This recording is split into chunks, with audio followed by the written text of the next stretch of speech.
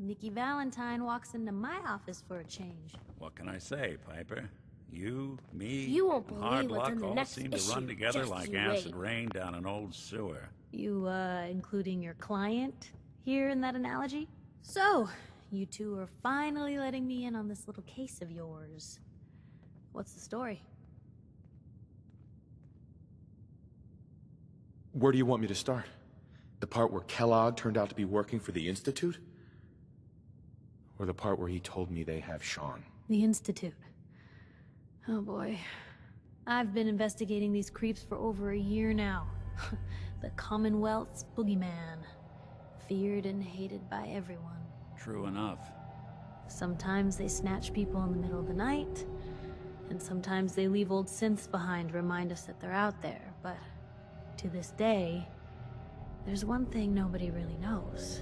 Where the Institute actually is. Or how to get in. Exactly. But there's one person who has to know, right? The guy who just handed them Sean. Kellogg. Huh.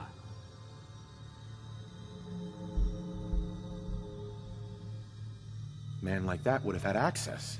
In and out. But we both know that angle isn't going to work.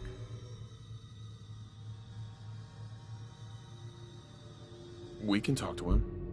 Feel like holding a seance? Yeah, if only. So, a murderer and a kidnapper gets his brains blown out by an avenging parent. Huh. Be a great ending if we didn't still have the biggest mystery in the Commonwealth to solve.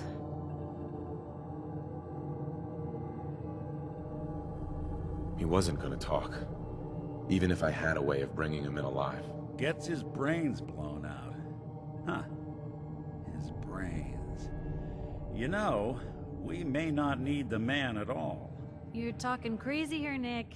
Got a fault in the old subroutines? Look, there's a place in Good Neighbor called the Memory Den. Relive the past moments in your mind as clear as the day they happened. If anyone could get a dead brain to sing, it'll be Dr. Amari, the mind behind the memories.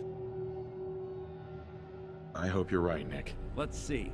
I guess we're gonna need a piece of Kellogg's brain. Enough gray matter to bring to Amari and find out if this is going to work. Jesus, Nick. Gross. Seriously? I know it's grisly, but what choice do we have? We got no leads, nothing. That old Merc's brain just might have all the secrets we need to know. Actually, I think I already have something. Kellogg had this thing attached to his head. Cybernetics, huh? We may have just won the lottery. Whether we're riding this crazy brain train or not, we can't all go running across the Commonwealth, so... who's coming with you? I have to go to the Memory Den either way, if I'm gonna introduce you to Amari. But if you want to head there together, just say so.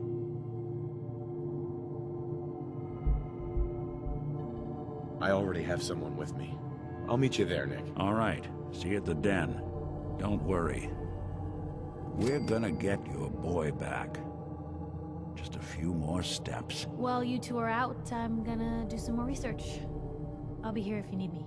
And by the way, at some point, you owe me an interview. I want to hear how this whole story got started. You sure you want to travel with me? Well, it's that, or get back to writing the paper. I guess the paper can wait. Sure, let's go. Will do. So, when are we going to have that one-on-one interview, Piper? Ah, MacReady. Never in a million years. I woke up, and the world still sucks. So, today's been great. Interesting you mentioning that, seeing as you're from a vault. Yeah, you're not wearing the blue jumpsuit right now, but the Pip-Boy and that fish out of water look? Dead giveaways. So here's the deal. I want an interview. Your life story in print. I think it's time Diamond City had a little outside perspective on the Commonwealth. Besides, I'm already following you around. Might as well get some quotes while we're at it. All right, Piper. I'm in. Good. Let's get down to business. So, I know you're from a vault.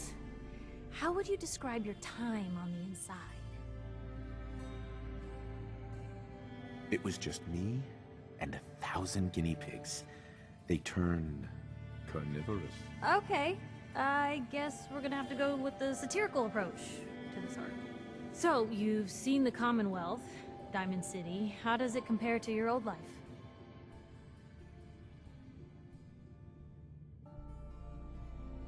Honestly, seeing everyone surviving out here, rebuilding the world, it gives me hope.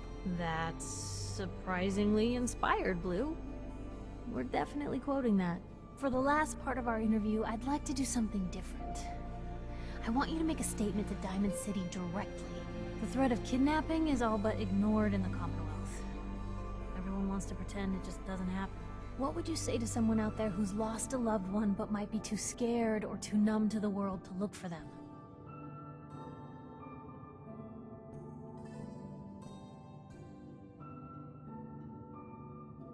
Wait, people just ignore kidnappings out here? Yeah, Blue, you haven't noticed? You grow up in the Commonwealth and eventually someone is gonna get taken. Maybe not someone you know, but someone. And people just say, well, could have been worse. Could have been killed by raider attacks, or super mutants, or feral ghouls. They just give up. So I want my readers to hear what keeps you going. Maybe they'll find a little inspiration. Now, what would you like to say? No matter how much you want to give up, don't. You have to have hope that you'll see them again. Or at least, that you'll know the truth. A strong note to end on, Blue. Thanks. That's everything. It's gonna take some time to put this all together, but I think your story is gonna give Diamond City plenty to talk about. Anyway, we should probably get going. Thanks again.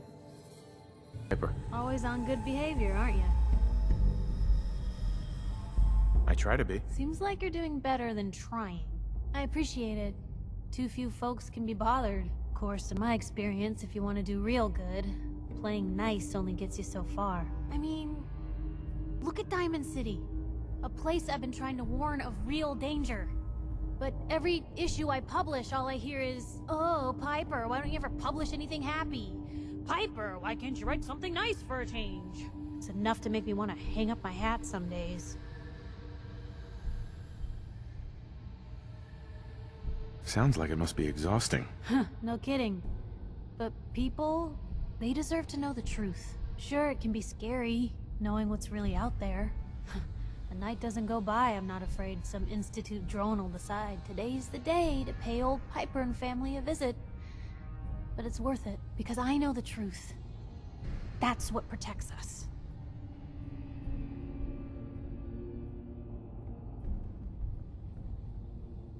Absolutely. Couldn't agree more. How can you protect you and yours if you don't know what you're facing? Exactly. Most folks, though, they'd prefer a comforting lie. Not me. I've seen firsthand what the truth can do. My sister and I, we grew up way out in the Commonwealth. Tiny little settlement. Our dad, he was part of the local militia. Keeping the raiders off our backs and the Mirelurks out of our latrines, as he'd describe it. Well, one day, our dad turns up dead. His captain, asshole named Mayburn, claims raiders must have gotten him on watch. Well, I didn't buy it. I start making inquiries. Turns out, captain, he'd sold out. Thought he wasn't getting paid enough to babysit the town. He was gonna leave the gates open one night. Let a group of raiders sack the place and take a cut of the profits. My dad found out and was gonna turn Mayburn in, but Mayburn got to him first. And I wasn't about to let that bastard get away with murder. I tried talking to the mayor, but he wouldn't listen. So, I papered the entire town in posters. Wanted for gross dereliction of duty, Captain Mayburn. The mayor sure wanted to talk after that. The town threw Mayburn out on his ass and were dug in when a very surprised group of raiders finally showed.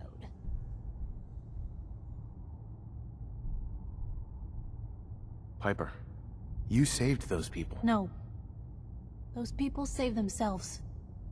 Because they knew the truth. But hey, I'm sorry if I've been rambling. I just get fired up sometimes. It's just nice to talk to someone who actually seems to get it, you know? So, should we head out?